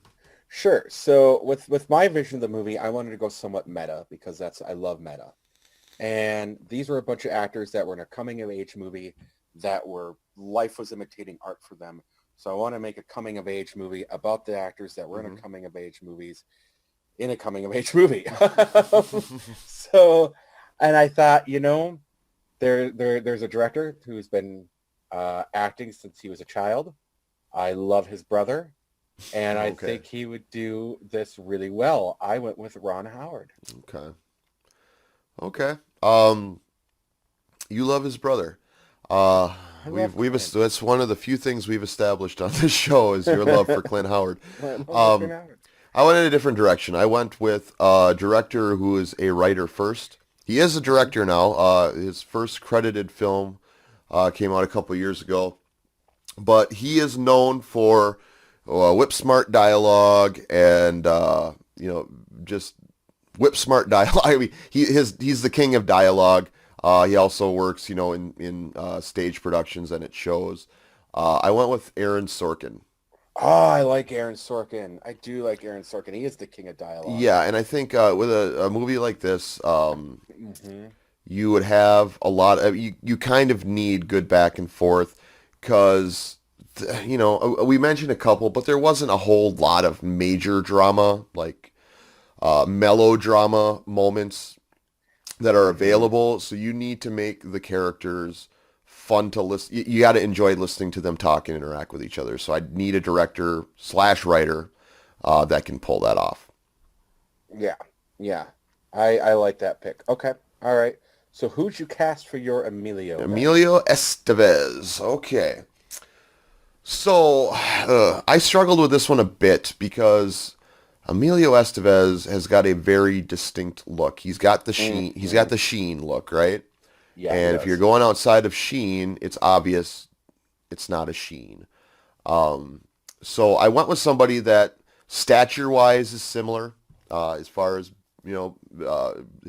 body and stuff like that. Also, is a talented actor, I think, who could go there and make a somewhat convincing Emilio. It's not my favorite pick of these, but I'll stick by it for now. I went with Josh Hutcherson from the Hunger Games franchise and best known maybe as Juice from Future Man. Yes. I like Future Man. Okay. I went with, again, you have a really good point there. Emilio's a sheen. And, he should have kept the sheen name because he's gone the route of his Uncle Joe Estevez and not really getting a lot of work these days. But there's a distinct look to him. And, with each one of my picks, I picked someone that out of the corner of my eye watching something that they're in, I've gone, God, that looks kind of like them. Sure. And they're still decent actors. So I went with Alan Leach. And if you don't know who Alan Leach is, he's best known as Tom Branson in Downton Abbey. And I think he's got that Emilio Estevez look to him. He played the valet, the driver, right? Okay. Yep. Yeah. Okay. Yeah, I can kind of see that. All right. We didn't do a very good job of establishing order here ahead of time. I'm coming to realize. So I'm gonna say let's do Molly Ringwald next. Sure. That works for you. That works for me. So why don't you do yours first? Sure. So again, I went with a lot of looks because we talked about it like last one we did with the Late Night Wars. These are famous people. Everyone knows what they look like. Right. And there's going to be some makeup work that's going to be done, but you need to have some acting ability in it. I went with Zoe Douche from Zombieland Double Tap. Douche. Yeah, Douche, I know. I gotta look her up. I have not seen Double Tap yet. Oh, you haven't seen Double Tap? I have not. It's not as good. It's not as good. But yeah, look her up. Yeah, I mean, I didn't figure it would be, but, God, the first one, I still remember seeing the first time, and, I was, Woody Harrelson is so great, I could watch him do it again, even if it's just a retread. That was such a great. The original was lightning in a bottle. Like, Yeah. everything just went right, and the fact that they had the dubs in the soundtrack just made it even better. I think Zoe Deutsch looks like Joy would be, Deutsch. yeah. Yes. So, okay. All right, so she is not a natural redhead, it looks like. She's a No. brunette. She is a brunette. You would have to do the red, so that is Sure. that is a mark against me. Who do you got for Miss Ringwald? I did somebody that we've used before, but I couldn't Okay. not because she's just so good. And I think I wanted to do a natural redhead because you know my view. We covered it with Poison Ivy when we did Batman and Robin. Yep. I am not a fan of dyeing hair red because you can always tell. But I could not find anybody that I can marry the look and the hair that's a Okay. natural redhead that would work for me. I found somebody that I really like the look. I think you're just going to need to add, put extra money into the hair department. Do your best, but her talent will carry the rest of the weight. And I picked the one and only Chloe Grace Moretz Yep. again. Yep. Again. Can't go wrong with You Chloe. can't. And Can't go wrong with Chloe. she's got, more the kind of the fuller lips, just kind of the look of Molly Ringwald. And I that's really, and her talent, of course, are the reasons why I rested on her. fair. Yeah, I like that. I like that pick. And again, you know I love Chloe, so Yeah. there you go. All right. Let's go to Rob Lowe. Yes. Let's go to Rob Lowe. I love my Rob Lowe pick. Love my Rob Lowe pick. I wouldn't be surprised because based on your criteria, this guy looks an incredible amount like a young I Lowe. think we landed on the same I think we dude. did. Is it Dacre Montgomery? It's not Dacre Montgomery. Dacre no. Montgomery. Billy on No. Stranger Things. Billy on Mhm. Stranger Things. Billy on Stranger Things. Yes. Look, yes. I would, to be fair, I think he looks more like Chad Lowe, a Right. young Chad Lowe, but damn, it's to me uncanny. He looks like a young Lowe. I mean, the joke would be we would cast Rob Lowe because the guy never ages, right? Right. Right. Absolutely. I could cast Rob Lowe to play himself. But yeah, Dacre Montgomery is my All pick right. for Rob Lowe. I went with someone that when I was watching this show, I actually thought it was. I'm like, Rob Lowe looks weird in this movie, or in this show. I went with Ian Somerhalder from Netflix's V Wars. Okay. Yeah. Yeah, I know who he is. He was actually his big break, I believe, was Lost. Yep. My issue with that and the reason why, well, let's come back. Let's save that for the debate. Let's save that. Let's for the save that. Who do you got next? Who do you want to go with? I'll let you do Demi Moore first. Okay, I'm not. Is it entirely Demi thrilled. or Demi? Well, are you a Demi or are you a Demi person? I'm Demi. I'm a Demi. I'm a Demi too. I'm a We should Demi have Moore. better representation of the Demi crowd, but that's our bad. Yeah, this I think is the pick that I don't love. Oh, okay.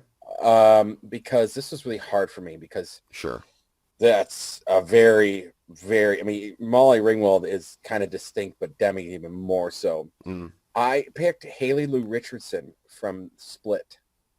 Haley Lou Richardson. I gotta look her up. Yep, I told you you're gonna have to look up some of these picks. No, that's fair, and I still got a couple here that I'm fairly confident. Is Haley Haile, or how do we spell it? Haley Lou Richardson. She was in Split. She was Claire in Split. Yeah, I got her here. Haley Lou. Okay. Huh. Okay. And she's a redhead. Right. There you go. Okay. All right. But she looks more like Demi Moore than she does Molly Ringwald. My pick, actually, when you said Haley, my heart skipped a beat because I also picked a Haley. My pick is Haley Steinfeld. Okay, I'm gonna have to look that up. Yes, and you spell her Haley the way I asked if that's how you spell your Haley, Hailee, Steinfeld. Oh yeah. Known from True Grit. True Grit. Yeah, her breakout, and then The Edge of 17, which. Yep. And oddly enough, mine was also an Edge. My Molly Ringwald was an Edge of 17. Oh, cool. Cool. So yep, that's who I went with. Haley Steinfeld. Right. So let's move then to Anthony Michael Hall. I will start. You might want to keep your phone out. So I went with an actor that I really liked, big time. He was one of my favorite parts. I don't know if you ever ended up seeing it, but 3 Billboards Outside Ebbing, Missouri. Didn't see it. You didn't? Okay. Not yet. Highly Not yet. recommend I know. It's on my list of things Okay. I have to see. He was also Banshee in X-Men First Class. His name Oh, is Caleb Landry Jones. yes, yes. So I was kind of surprised. I thought we were going to land on the same Anthony Michael Hall, to be honest with you. Okay. Because I love this guy when he got his breakout role in Moonrise Kingdom. Moonrise Kingdom. Moonrise Kingdom. Yeah. Lucas Hedges. Yeah. God, maybe a latter day Anthony Michael Hall, but that guy's kind of buff. I don't know. He's buff, but you know what though? By the time he was doing Johnny Be Good and Edward Scissorhands, he was already buff. Early He had 90s, buffed up yeah. real fast. You know what's funny is he was also in 3 Billboards Outside Ebbing, Missouri. Oh, that doesn't surprise me. Yeah, I That played doesn't surprise me. Francis McDormand's son. All right. Okay, moving on to Judd Nelson. I'm going to let you start here. We've picked him before. Timothy Chalamet. Okay, all right. I know he's my go-to for a lot of that Yeah. bad boy look, you know. Yeah. And yeah, absolutely. Yeah, Yeah. he's So I get it. I get it. I went with a guy you're probably going to need to look up again, unless you're familiar with the Diary of a Wimpy Kid movies. a little bit. My kids watch it. Okay, Devin Bostic played Roderick in the original Diary of a Wimpy Kid movies. Let's see. He was also Jasper Jordan in the 100, the CW series. Yes, I do know who that kid is. Yes. Okay. All right. Yep. Okay, let's debate. Let's debate. I got Aaron Sorkin as the director, visionary, and of course, in this case, would be certainly writer of my project. And who'd you have again? I had Ron Howard. You had Ronnie Boy. I love Ron Howard. I love what he does, but I like your direction more where it's going to have to be more dialogue based. Mm-hmm. I kind of, in my head, my vision was I kind of picked Ron Howard, kind of focusing on them like as a group, like in certain places and then moving to like different movies that they're working on and kind of the dynamic between the actors as they're working with each other and some of the creating some melodrama there. Okay. I do love Alan Sorkin though. God, he's so fucking good. I'm going to give it to you. I like Sorkin. Okay. All right, cool. Mm-hmm. So then we got Emilio Estevez, Yes. Josh Hutcherson for me, and Alan Leach for me. I like my pick. I'm gonna. I like my pick. I think he definitely has that Sheen look, and I can't explain it. Like I said, there's a couple of times where I'm watching that show, and I'm like, God, he looks like Sheen. I'm actually giving it to you too, simply because of looks. Because I mean, he's a talented actor. I've seen most of Downton Abbey, so he holds his own against some definite heavyweights. But and I love Josh Hutcherson. But yeah, you figured out, you cracked the code on the Sheen look that I could not. I settled for going, talent and stature as opposed to like a guy that actually looks like him. I couldn't find it, so I'm going to give you him. Perfect. So next we had Molly Ringwald. Yeah. I had Zoe. You had Chloe Grace Moretz. Hey, of course I'm going to give it to Chloe. Yeah. Yeah, that's a no-brainer. Yeah. I'm sorry. You put those two in a room together. I'm going to go, Chloe, you got the job. You're right. Now, here's the thing. We got to your Rob Lowe here, and here's what I bit my tongue, didn't bring it up. I worry he's too old. I think he's too old for the part. I think he's got to be at least pushing 40, if not in his 40s. All right. You know what? I'm not thrilled with what's happening now, but I'm going to give it to you because I have fallen back on that de-aging so much that I can't do it, and I'm going to concede that you're right. He would be better as an older Rob Lowe than a younger Rob Lowe. Now, I will say, if we were casting this like 10 years ago, he would be a no-brainer choice. Of course, he's got the Rob Lowe look. So if we were, casting mid-90s to late 90s Rob Lowe, I'd be all in. But if we're focusing on the Brat Pack years, you got to have somebody in their 20s. Otherwise, or at least low 30s. Yeah, I concede to that because Yeah, like I said, you know, the reason why I picked him is the first one that came to mind. I wasn't thinking about older Rob Lowe, Mm-hmm. thinking about, you know, 20s Rob Lowe. And I just, like I said, when I put on that show, I was like, they got Rob Lowe for this? And then the voice didn't match up. And like, I was going through this weird, like I felt like I was having a stroke. Like things just weren't connecting. I was like, what is wrong with me right now? Right. To find out that it wasn't him at the end. Right. I hear you. I've had many of those moments watching an actor that's not the actor that I thought they were, and like, what is this? What is this black magic? Yeah, right. Wait, what is happening here? Doppelganger! Doppelganger! Doppelganger! Demi Moore. Demi Moore. Yeah, is our next one here. I had Haley Steinfeld, and you also had a Haley. I also had a Haley. I had a Haley Lou Richardson. Battle of the Haleys. I don't love my pick. I honestly didn't really care for Split, but I was going off of looks again versus talent, and yours has the look, and I think from what I've seen of her, she has the talent. I'm going to give it to you. Yeah, by God, she has the talent. Like even, I think she couldn't have been more than like 15, 16 in True Grit, and she held her own against Jeff Bridges and Matt Damon. I mean, which is hard. Yeah, she's super talented. Yeah, absolutely. All right, let's move on to our Anthony Michael Howell. Okay. Come on down. I mean, based on, they're both super talented.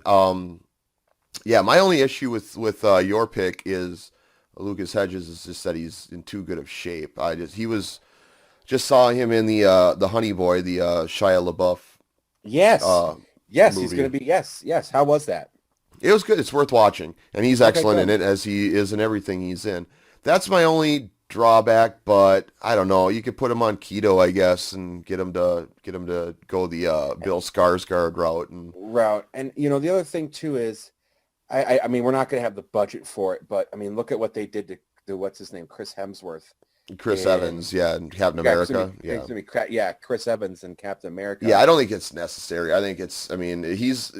From what I've seen, Lucas Hedges seems like a dedicated enough actor that he would manipulate his body Christian Bale style to. But I'm gonna give it to you because I don't think you're gonna go that. Yeah, and I'll say why. Because I don't think for the Brat Pack movie you need to do that level of intense things when you got another actor that could fit the bill. Oh, okay. You know what I mean? I love Luke Hedges. I love him. I think he's really, really talented. But at the same time, I'm not going to put someone through that on their body for the fucking Brat Pack movie. You know what? It's you interrupted me in the middle of a concession to concede. That's kind of amazing. Yes. All right, I'll take it. Then we got our Judd Nelsons. Mm-hmm. Oh God. I mean, yeah, I love Timothy Chalamet. And he's become a crutch on this show, though. Yeah, a little bit. He's become a crutch. We haven't. It's not like we cast him in a bunch of things. We just keep talking about his projects. Did we cast? Did you casted him in? Or did I cast him in something? No, you casted him in something. Oh, I can't remember what. We talked about him as Dylan, and we talked about him as starring in Dune. Oh, maybe we didn't cast him. I don't think we casted him in anything. Okay, then I don't feel so bad. So I'm going to fight a little bit more. Dude, he looks like Judd Nelson. Yeah. Oh, he does. A little more refined than Judd Nelson. He definitely doesn't have the flary nostrils to the extent of a Judd Nelson, but who does? Who does? Yeah, I went more off a bad boy look, which, the guy that played Roderick certainly has got to have. I am gonna give it to you because yours is clearly a better actor. And I've just kind of been kicking your ass on this one. Yeah, you have been kicking my ass on this one. You already won this one. You won this one hands down. The more I think about it, we have not used the Chalamet in this contest as much as I think we thought we did. I really don't think we have at all. Now that I think back on it, so I'm going to give it to you. I could be wrong. I suppose we'll have that in corrections next episode if we have used him before. But either way, I reuse somebody in one because of it. I can't really penalize you for it. Fair enough. And I gave you that one, so it's fair. Yes. All right, cool. Well, you won this. You won the Brat Pack. Awesome. Hands down. There's no question you won the Brat Pack.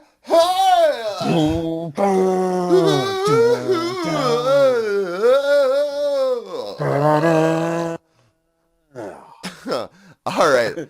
That was fun. That was a good one. That was a good That one. was better than I thought it would be, to be honest with you. Me too. Me too. And the interesting thing is that I would love to see the movie, but here's my, since we got a little bit of time before we go to the final ad and final thoughts. Right. The one thing, we talked about is that there were some drama, but the dramas were more personal, like Rob Lowe's problem, right? Alex Sheedy with her mental illness. Yeah. My Anthony Michael Hall dealing with being the nerd and then going the exact opposite route, and buffing himself up.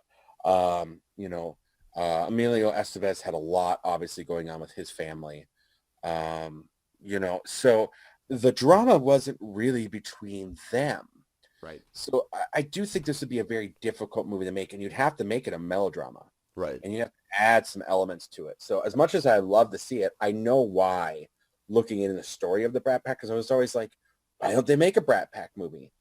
I just don't know if there was enough there. Now, you throw in the dynamics of the other people, right? We got to think about this, the people we didn't cast. Right. You throw Kiefer Sutherland in there. You show Charlie Sheen in there. Yeah, Charlie. I mean, we haven't even talked about the bombshell that's like been unleashed on Sheen universe here with the Feldman documentary. The Feldman documentary, but I will tell you, I wanted to watch that last night, and it aired way later than it was supposed to. Mm-hmm. Here's the thing about that. I'm glad we're talking about that, and we have a few minutes. I think we should, because that's huge, because we bring up a lot of child actors. Yes. If you don't know what Joad and I are talking about, this is an impromptu discussion, by the way. Yeah, this was not planned. This was not planned. Corey Feldman has been talking for years and years about the pedophile ring in Hollywood, and has been blocked all these ways, and he was sued. He wanted to put this documentary out 3 years ago and went through a series of lawsuits to get it out. But he basically named a bunch of people that had molested him and Corey Haim. It's called My Truth, The Rape of Two Coreys. Mm-hmm. And he outed Charlie Sheen as one of the rapists. Now, here's the thing about that. I thought he was going to pick someone else to name, because he's already named Charlie Sheen on this years ago, and said that Charlie Sheen raped and molested Corey Haim. So that wasn't the big shocker to me. What the big shocker to me was that his agent was molesting him. Right. And this guy stayed in the business and mentored a lot of children, and agented a lot of children. Right. Yeah, that's, I'd say, a more disturbing revelation for sure. And is this agent still in the business? Do we know? I don't believe so. Okay. I don't believe he's still in the business. Because were he still in the business, then I would say then this name should have been dropped a lot sooner. But I mean, maybe it should have. I don't know. That's such a tricky area, and how you never want to tell somebody when they should speak their truth and come out and so it's just, there's a lot of landmines when talking about these kinds of topics. But there is, and I will say that Corey Feldman has, for years, this has been his big crusade. Right. Yes, absolutely. And he claims this was a promise he made to Corey Haim before his death, that he would, vocalize his pain or make it known. I feel like we gotta add, though, Corey Haim's mom claims it's completely fabricated, and she does. And there's a whole thing with the Wolf Pack, right? That Corey Feldman believes there's a conspiracy spearheaded by Corey Haim's mom to defame him and actually threaten him physical harm, and it's a lot. I don't know. Maybe someday we'll cast that movie. I don't know, but it sounds there's no lack of drama, whether it's manufactured or otherwise, in that whole story. Like that's a messy situation. No, it's a very messy story. But I will say that Corey Feldman has outed.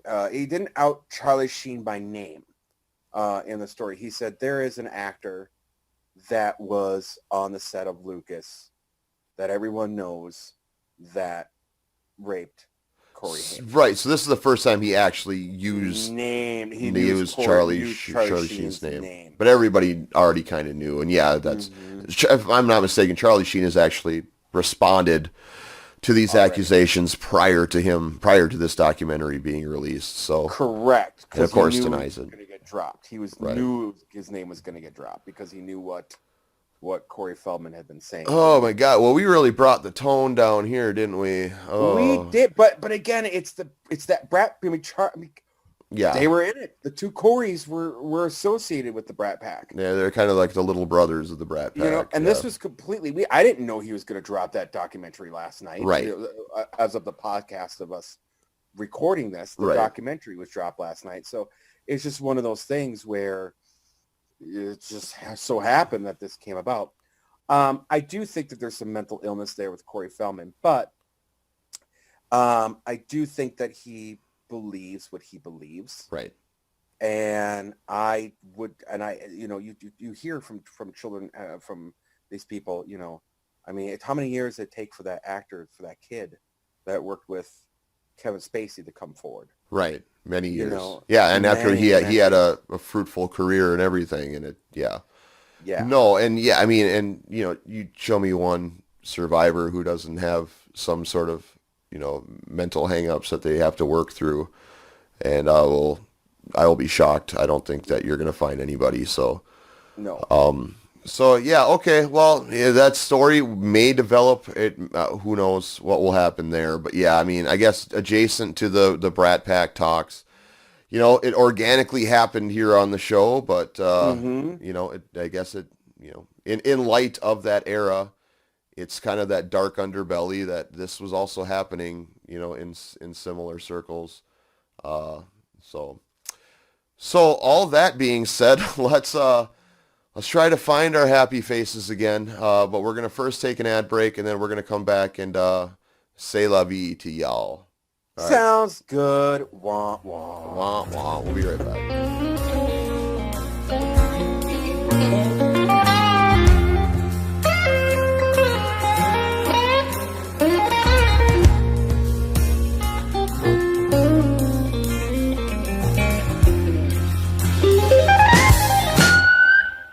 Arrested for a crime he did commit? Better call Danny McNamara, attorney at law. Danny has no moral compass, and he'll do whatever it takes to get you off the hot seat. He'll put the system on trial. Murdered your business partner? Shit happens. The schmuck probably had it coming.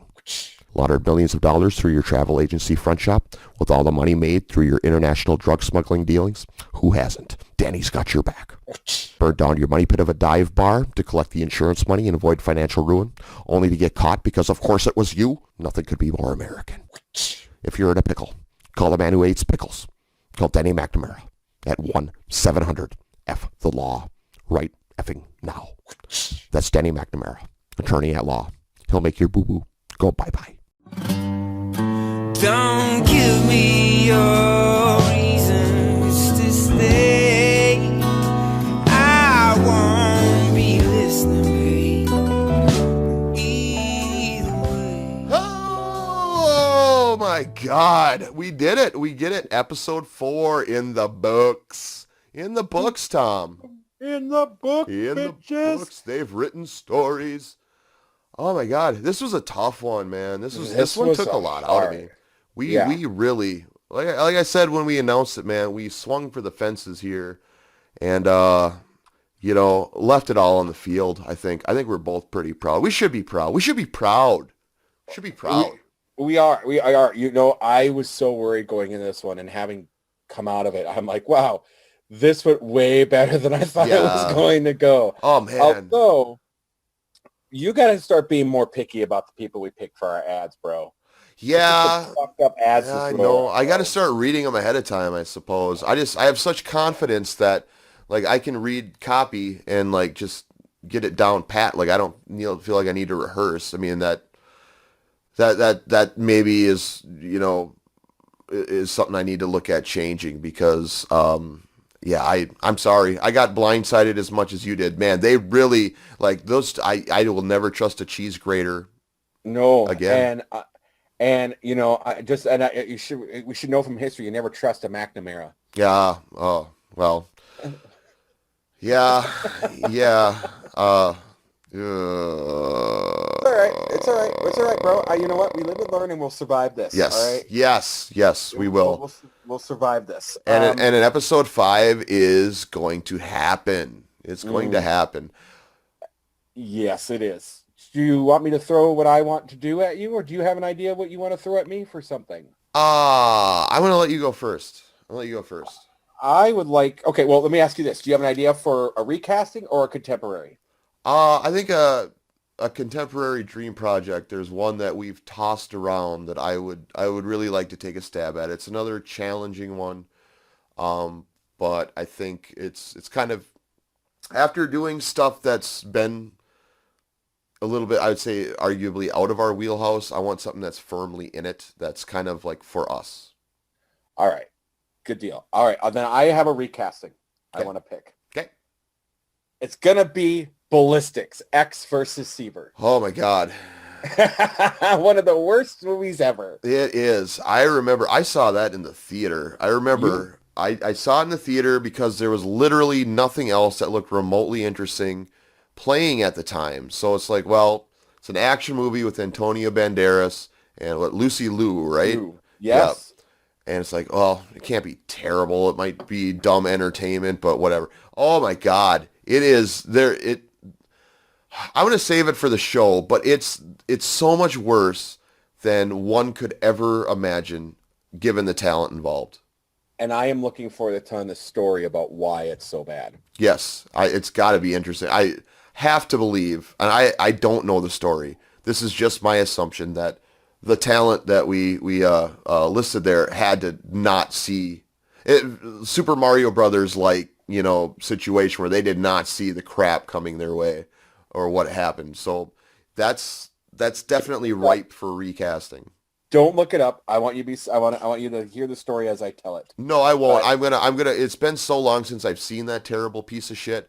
I'm going to have to refamiliarize myself with aside from the two that we know, the story in general, the other characters that we would be looking at casting, and just to kind of get an idea of what I would want to do with it. But no, I will not look at the history. And I will have to do the same thing, to be honest with you. So we are both going to sit through a shitty Oh, movie we podcast. suffer for our art. What can We you say? suffer for the art. All right, buddy. So what is the contemporary you want to do? Well, the contemporary I want to do is, musical biopics are such a thing these days. Just the Elton John one, which I haven't seen yet, which I'd like to. The Queen one I have also not seen. But there's a band that has a great story that has so many elements to it and such a history, a rich history, that was very formative for both of us in our formative years. And that would be Pink Floyd. Oh, God. I was hoping you were going to say that. Yeah. Oh, this is a present to us. Yes, it's a present for us because we get to cast all four known members of what would be considered the latter day Pink Floyd, I guess, if you want to call it. I guess that's not. We'll get into the whole story, but We'll get into the whole story. Right. Yes. The four from the Pink Floyd prime years, and then of course Sid Barrett. I think will be the fifth. I think we'll stick with those five. I don't think we need to go beyond that. It's easy peasy. But finding actors that we would trust to portray such iconic roles for us, I think it's going to be a test for us to really kind of dig deep and be like, who do we really trust to do these play these roles that we can't see fucked up. This is going to be another Dune for me in terms of I'm going to have to you're going to have to limit me because I can go on for hours about the history of what that band was and what they went through. So yeah. You're going to have to really put a governor slip on me when I start rambling through the why we want to cast that movie. I will gag you. Absolutely. All right. Yeah, put a gag. Twill happen. All right.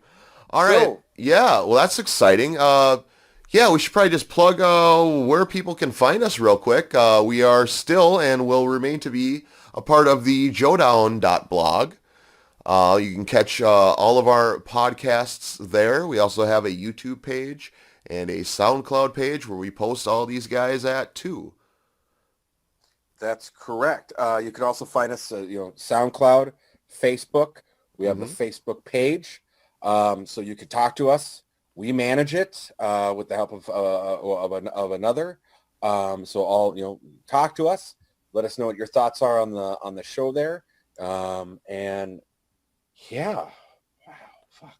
I think we're so wore out. We're having room fatigue because that was just such a beast to tackle. I'm glad we're going a lot smaller scale next week. So thank you for that choice. I don't think I could handle another white whale. No. That was so much. And the Brat Pack too. I mean, say Pink Floyd, pretty much everybody knows Pink Floyd. They know the songs. I would argue not a lot of people are familiar with more than maybe one member of the group. Yeah, one or two members of the group. Other than that, Right. I don't think most people are going to be worried. So I'm not gonna. I think we have a little more room to work with there, which is good because we need it, because we want to get it right. All right. Well, thank you to everybody for listening. It has been fun, as it always is. And we will be back in a couple weeks, in 2 weeks to be exact, when we will be releasing our episode 5. And we know now that it will feature our recasting of Ballistic X vs. Sever and our contemporary dream project, The Pink Floyd Story. Thanks for listening. Love every one of you. Share, subscribe, do whatever you can to get us out there. We work hard for this, and we enjoy any feedback that you can provide. Bye. Bye!